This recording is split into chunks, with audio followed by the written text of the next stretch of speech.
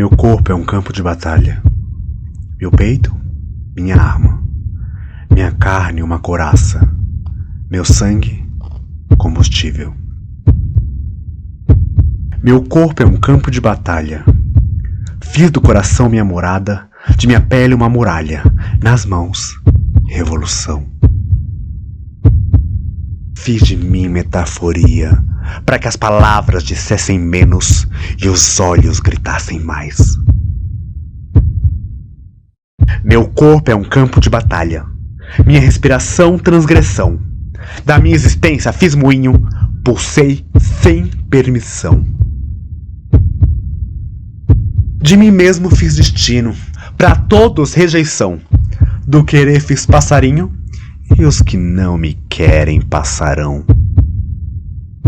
Meu corpo é um campo de batalha, a minha carne insistência. De minha pele fiz cicatriz, da minha alma existência.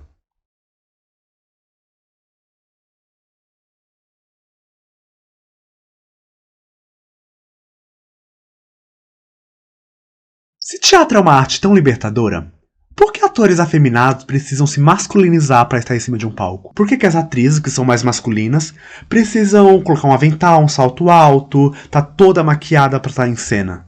Por que travesti não está em cima de um palco? Por que atores cis ainda estão fazendo papéis de pessoas trans? Onde estão as pessoas LGBTs na história da arte? Você sabia que Shakespeare não era hétero? É com essas perguntas que eu me apresento. Eu sou Everton Correia, eu sou ator, diretor de teatro, produtor, cenógrafo, figurinista e pesquisador da arte LGBT. Como você já deve ter visto no título, essa aqui é uma videoaula sobre teatro e performance LGBT. A ideia dessa aula é compartilhar um pouco dos conhecimentos que eu venho acumulando nas minhas pesquisas acadêmicas e tirar toda essa teoria das paredes de uma universidade e levar para o mundo. Quando a gente vai pensar sobre um teatro queer ou um teatro LGBT, uma arte queer, acho importante que a gente pense não só como essas pessoas como recheio da obra. Eu quero que a gente comece a pensar não só em personagens LGBTs, mas autores LGBTs, teóricos LGBTs. Acho importante falar que toda a história da arte ela é permeada por pessoas LGBTs e que a história faz questão de higienizar, faz questão de não mencionar esse aspecto da vida das pessoas para que a gente possa admirar essas pessoas.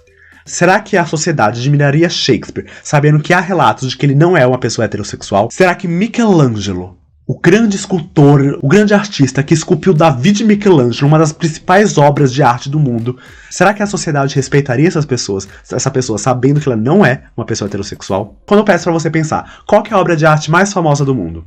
Provavelmente você pensou na Mona Lisa. E se eu disser que ela não foi pintada por um hétero cis? Existe todo um esforço para higienizar, heterossexualizar, cisgenerizar toda a nossa história, para que ela possa ser palatável e possa caber nos livros de histórias. E o que não dá para ser palatável, a gente não coloca na nossa história. Você sabia que no século XX existia um grande movimento de teatro que acontecia dentro de boates feitas e protagonizadas por travestis, por transformistas? Provavelmente, mesmo que você esteja numa graduação em artes cênicas, você não ouviu falar disso. Porque é muito mais interessante falar sobre homens brancos, heterossexuais, que estão produzindo arte.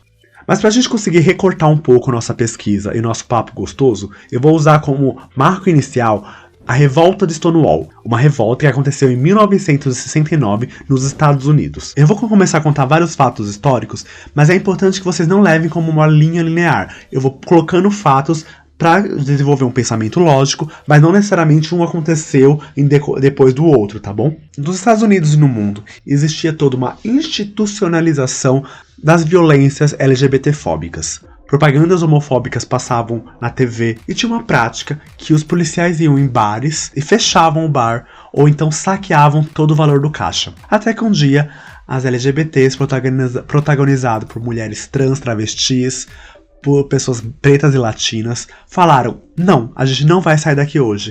Que gerou toda uma confusão de enfrentamento com os policiais em que as LGBTs se sentiram vitoriosas. Se você quer saber um pouco mais sobre essa revolta, vou deixar aqui na descrição um documentário que fala um pouquinho mais sobre essa revolta. Essa revolta foi muito importante porque no ano seguinte, no aniversário dessa revolta, as pessoas que estavam ali organizaram a primeira marcha pelo orgulho gay do mundo, na época, orgulho gay, que depois Foi aumentando, aumentando, aumentando, e hoje é o que a gente conhece como a Parada do Orgulho LGBT, e que São Paulo tem o privilégio de ser a maior parada do mundo. Isso é patrimônio brasileiro. Vindo pro Brasil, existia no teatro brasileiro uma alegoria de personagem que era o Fresco. Era um cara gay, que ele era ridicularizado e que ele era inferiorizado. Você reconhece essa figura na produção audiovisual brasileira?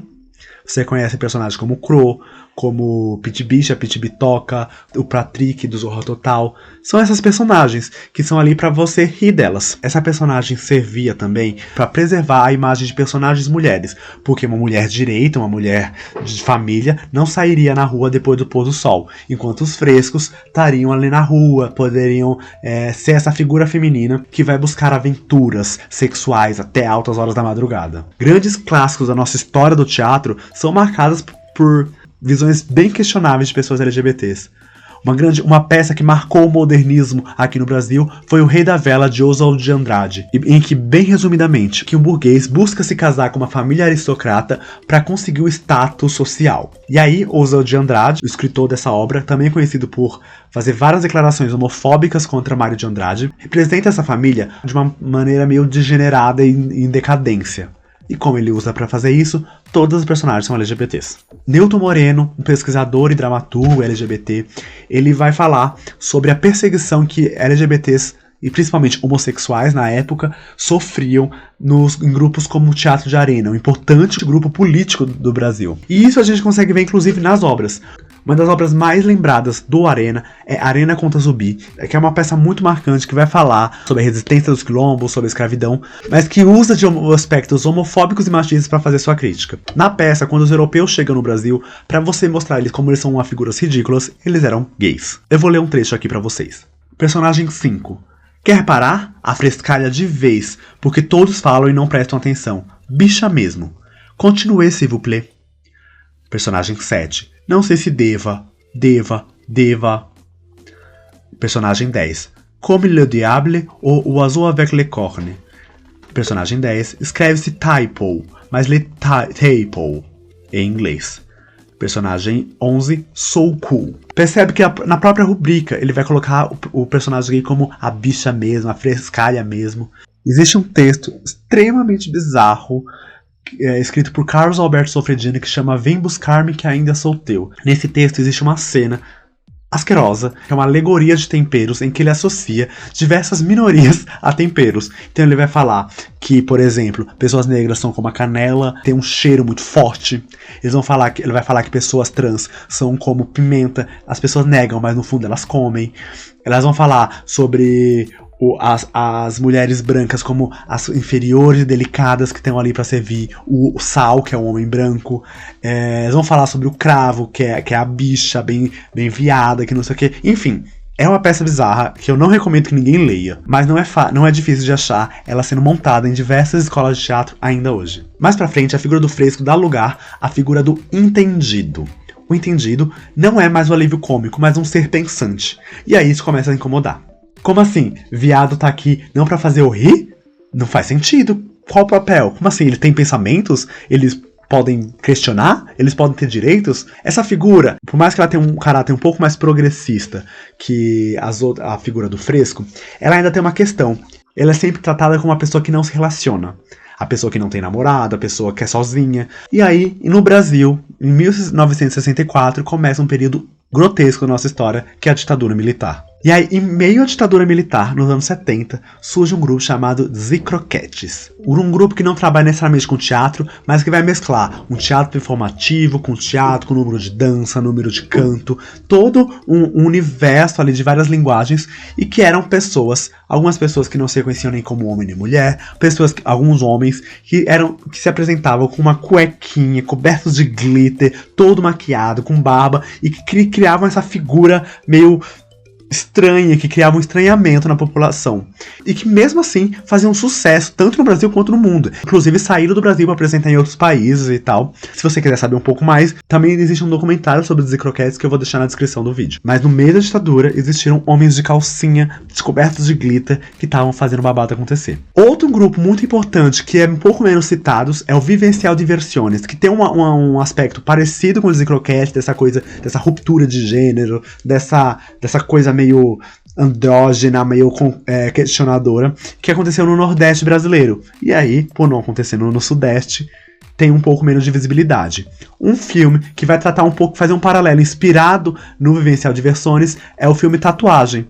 Então, é um filme brasileiro muito importante. Se você não viu, veja. Como eu falei no começo desse vídeo, existiam espetáculos que aconteciam dentro de boates. Vou citar alguns nomes só pra você ter ciência, mas se você quiser saber um pouco mais, vá procurar um pouco sobre a história delas, que é muito importante. Temos Amizade Colorida, Nossa Senhora das Flores, com a Cláudia Wonder, A Dama e a Vagabunda e A Paixão de Drácula, que foi também um espetáculo que saiu do Brasil, que fez turnê fora. Pensando nesse momento de arte dentro de boate, acho importante citar algumas modalidades artísticas que são próprias nossas, que é, por exemplo, o movimento de drag queens. Vocês vão ouvir várias pessoas falando sobre que drag queen veio do período de Shakespeare, que era um homem se vestindo de mulheres, e nananã. A gente pode entender a história da drag como começando por aí, mas eu acho que é um pouco limitar o que é uma drag queen. Drag queen é só um homem vestido de mulher? Então, um hétero cis que se fantasia de mulher no carnaval é uma drag queen? Se a gente olhar drag como essa apropriação de elementos masculinos ou elementos femininos, dependendo se drag queen ou drag king, pra questionar o status quo e colocar a sua identidade em jogo, talvez a gente perceba que o que os atores de Shakespeare faziam não era drag. Isso começa nas boates também, com o que a gente chamava de transformistas, que faziam seus shows, faziam seus looks. Gente, tem uma história maravilhosa de uma drag queen brasileira que subiu a Rua Augusta em cima de um elefante. Esse é o nível de radicalidade das propostas artísticas de intervenção urbana dos nossos corpos e que a gente não estuda na escola, que a gente não estuda nas faculdades de arte. Uma drag queen subindo em cima de um elefante subindo a Rua Augusta. A gente pode questionar hoje sobre os direitos dos animais e tal, porque hoje a gente tem esse debate um pouco mais aflorado, mas naquele momento uma drag queen subiu em cima de um elefante. Gente, um elefante. A figura da drag queen ela vai ganhar ter altos e baixos, e recentemente ela ganha um pouco mais de força devido ao reality show norte-americano RuPaul Drag Race, que vai dar um pouco o que pode ser drag. É importante a gente entender que o RuPaul não define o que é drag, que o pensamento de drag, as expressões de drag são muito mais amplas. O que hoje a gente tá vendo nesse reality show como coisa super que a gente grita, que a gente fica eufórico, as drags brasileiras, já faziam isso há muito tempo. Um outro movimento cultural muito importante para a história da arte queer é o movimento ballroom. Num contexto onde as pessoas eram expulsas de casa por serem LGBTs, outras pessoas LGBTs adotavam essas pessoas como se fossem suas mães e seus pais. E formavam as houses, ou casas em português. Nessas casas, as pessoas LGBTs podiam ter suas famílias. E junto disso, surgem movimentos de dança, de moda, de artes visuais, que são os bailes, ou os balls, no inglês. Com as pessoas negras, latinas, travestis, transexuais não sendo aceitas em concursos de beleza tradicionais do meio gay, elas começam a criar seus próprios bailes, os balls. Nesses bailes, começa a se criar uma dança que era inspirada em poses de revistas, mais especificamente a Vogue. Os bailes foram se desenvolvendo, se criando categorias, e as pessoas das diversas casas competiam entre si para saber qual que era a pessoa que melhor desfilava, a pessoa que mais vendia o seu rosto, a pessoa que fazia o melhor Vogue. Enfim, a história do Vogue é muito importante, é um patrimônio cultural queer, então acho que é muito importante que você também se aprofunde um pouco melhor nisso. Quem quiser ter um primeiro contato com esse universo, eu indico a série Pose, que é uma série do Ryan Murphy, que vai falar um pouco desse contexto das ballrooms. No final dos anos 70 e começo dos anos 80, a comunidade queer sofre um baque impensável de grandes proporções. Uma pandemia de um vírus ainda desconhecido, em que não havia cura e que as pessoas que contraíam esse vírus morriam. Nesse momento, chega na nossa história a AIDS. A AIDS é uma doença causada pelo vírus do HIV, que é transmitido sexualmente e que atingia principalmente homens gays, mulheres trans, travestis, profissionais do sexo. E por esse público ser o principal alvo do vírus, as autoridades não estavam muito interessadas em combatê-lo. Era como se fosse uma limpeza divina. Várias notícias nesse período vai se colocar como o câncer gay. E vários movimentos sociais começam a surgir para lutar contra essa devastação que estava acontecendo com os nossos. Um grupo muito importante nesse período eram das mulheres lésbicas, que contraíam menos o vírus nesse período e que eram fundamentais, que eram as únicas pessoas que tinham o mínimo de sensibilidade de chegar perto das pessoas que estavam nos seus últimos dias de vida. É importante falar que hoje HIV não é sentença de morte. Hoje pessoas vivem com HIV e têm uma vida plena, saudável e muitas vezes melhor do que de pessoas que não vivem com HIV. Hoje temos diversos medicamentos que tanto tratam das pessoas que possuem o vírus para que elas nunca desenvolvam a AIDS, tanto medicamentos para quem não vive com HIV poder se proteger para não contrair o vírus. Então a gente pode estar falando da PrEP, da PEP, PrEP sob demanda, enfim, são inúmeras possibilidades de prevenção e de se viver bem estando com HIV. Se você quiser saber um pouco mais disso, procura no Google Prevenção Combinada. Lá você vai entender um pouquinho sobre como é essa tal de prevenção, que estratégia você pode usar além da camisinha. E caso você seja uma pessoa vivendo com HIV, saiba que isso não é uma sentença de morte. Isso não vai acabar com a sua vida. Eu tenho certeza que você vai ter uma vida longa, como muitas pessoas que vivem com HIV hoje. Nesse contexto, os movimentos sociais começam a se organizar para lutar e os movimentos artísticos também. Então vários artistas começam, por um lado, perder muitos de seus integrantes. Então Dizzy Croquettes tem muitos de seus integrantes mortos pela AIDS. Outros grupos muito importantes começam a perder seus membros. Artistas grandiosos como Cazuza, por exemplo, morrem por conta desse vírus. E artistas que vivem com HIV começam a reivindicar e colocar em suas obras a pauta da arte positiva, a arte de pessoas que vivem com esse vírus. Um grande exemplo de uma grande obra artística que foi transpassada pelo assunto da AIDS foi o Livro de Jó do Teatro da Vertigem aqui de São Paulo. É um espetáculo que traz a AIDS como seu centro da discussão e foi feito dentro de um hospital abandonado. Pra gente saltar do momento em que descobrir que estava com HIV era morrer, em um momento hoje que HIV não é sentença de morte, existe muito movimento social, muita reivindicação, muitos protestos e as autoridades começam a se movimentar quando o vírus começa a chegar nos casados sigilosos, nos padres e pessoas de bem. Nos anos 90 vai surgir uma coisa que foi muito importante também para o movimento LGBT, que é a internet. A internet começa a fazer com que pessoas de diferentes localidades se comuniquem, se conversem. Eu tô aqui conversando com vocês. E com isso, as pessoas não se sentem mais sozinhas, não se sentem mais isoladas e começam a criar pequenos fóruns de pessoas que têm vivências parecidas. Em vez de você ser a única pessoa da sua cidade que é uma pessoa LGBT, você pode conversar também com uma pessoa de uma outra cidade que também é. E aí vocês vão se descobrindo.